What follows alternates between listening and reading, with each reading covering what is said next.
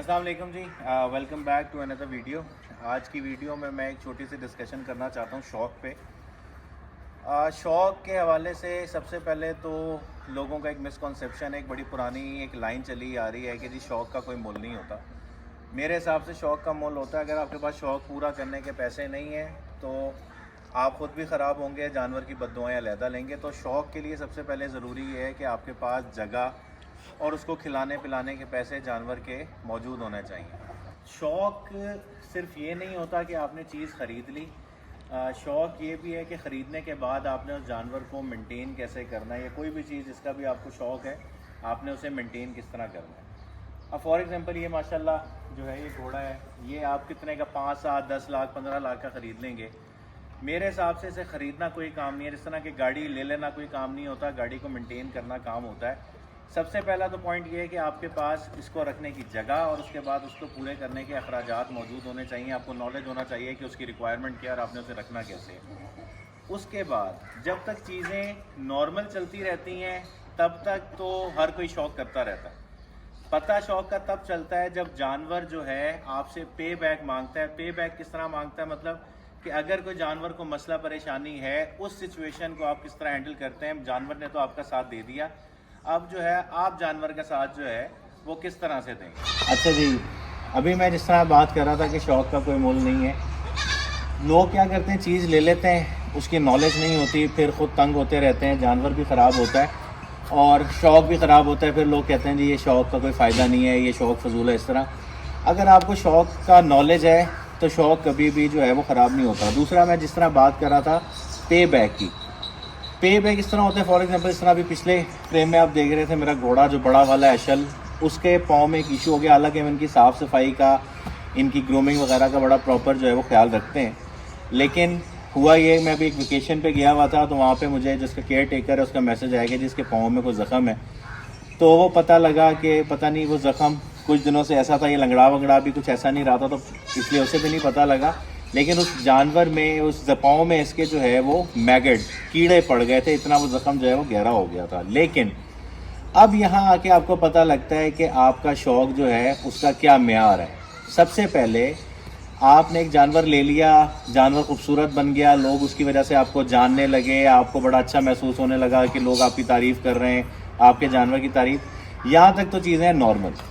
اب آپ کو پتہ لگے گا جب جانور کے ساتھ کوئی ایشو ہے کہ آپ اس کی کتنی کیئر کرتے ہیں اور اس سچویشن کو آپ نے کس طرح سے ہینڈل کرنا ہے۔ اچھا، تو اب میں آپ کو دکھاتا ہوں کہ اس کے پاؤں کے ساتھ ایشو کیا ہوا تھا اور اس کا جو ہے وہ حل کیا ہے۔ اور اس میں آپ نے خاص طور پہ چیز دیکھنی ہے کہ جس طرح سے اس کا ٹریٹمنٹ ہو رہا ہے، وہ جتنے آرام سے کھڑا ہے، تو اس کی بنیادی وجہ ایک بانڈ ہے۔ جب تک آپ کا اپنے جانور کے ساتھ ایک اچھا بانڈ نہیں ہے، ایک اچھا تعلق نہیں ہے، آپ کا جانور آپ کو ٹرسٹ نہیں کرتا، تو بڑے جانور کا علاج خاص طور پہ بہت مشکل ہو جاتا ہے، ایون ڈاگس کا بھی، کیونکہ جو جانور آپ کو نقصان کر سکتا ہے، بھی گھوڑا ہے، اس کی اگر پچھلی لات میں کوئی مسئلہ خدا نہ خواستہ ہوتا ہے، آپ نے وہ دیکھنی ہے، اسے پکڑنا ہے۔ اکثر ایسا ہوتا ہے کہ میں نے لوگوں کو دیکھا کہ ٹانگیں باندھ رہے ہیں، باندھ کے پکڑ رہے ہیں، ہمیں اللہ کے شکر ایسی ضرورت نہیں پڑتی ہے۔ تو پہلی دفعہ یہ سچویشن فیس کرنے کو ملی ہے، ان کی اور بہتر صفائی جو ہے وہ کرنے کی کوشش کریں گے۔ تو پہلے میں آپ کو دکھاتا ہوں کہ اس کا ہوا کیا اور اس کا حل کیا۔ چلیے میڈیسنز بتا دوں جو استعمال کرنے لگا ہوں، یہ باقی بھی لوگ دیکھ سکتے ہیں، اس میں ڈیٹول، پائیوڈین جو ہے، فل سٹاپ، ہائیڈروجن پر آکسائڈ اور اینٹی فلی کوئی بھی اچھا سپرے استعمال کیسے کرنا ہے۔ سب سے پہلے جو فل سٹاپ کا سپرے ہے، لیکوڈ ہے سوری، اس کو 5 cc لے کے زخم کی جگہ پہ ڈالنا ہے جہاں پہ کیڑا ہے، وہ کیڑے کو ٹریک کر کے اس کو مار دے گا۔ اچھا، فل سٹاپ کے بعد لیکوڈ ہائیڈروجن پر آکسائڈ آپ نے اسی زخم کے ایریا میں ڈالنی ہے۔ اس کا کام یہ ہے کہ اگر کوئی ایسا جراثیم بچ گیا جو مزید زخم خراب کر سکتا ہے تو وہ اس کو کور کر لے گا۔ اچھا، جو لیکوڈ ہے فل سٹاپ وہ تھوڑا سخت ہے، لگاتے ہوئے احتیاط کرنا ہے، جانور تھوڑا سا ہل جل سکتا ہے، تو اس حوالے سے آپ نے احتیاط کرنی ہے۔ اس کے بعد آپ نے اینٹی فلی سپرے کر دینا ہے اچھے کسی کمپنی کا۔ اس کا فائدہ یہ ہوگا کہ کوئی مکھی اس پہ نہیں بیٹھے گی، فردر جراثیم اس پہ نہیں جائیں گے، اور جانور بھی اس پہ اپنے زخم پہ منہ نہیں مارے گا، زخم فردر خراب نہیں ہوگا، ٹھیک ہے۔ اس کے علاوہ پین بایوٹک کا انجیکشن ہے، وہ جسم کے ویٹ کے حساب سے ہوتا ہے۔ کوئی بھی اپنی اینٹی بایوٹک انجیکشن جانور کو دینا ہے تو کم از کم 3 دن دینا ہے، 3 دن سے پہلے اس کا کورس ختم نہیں کرنا۔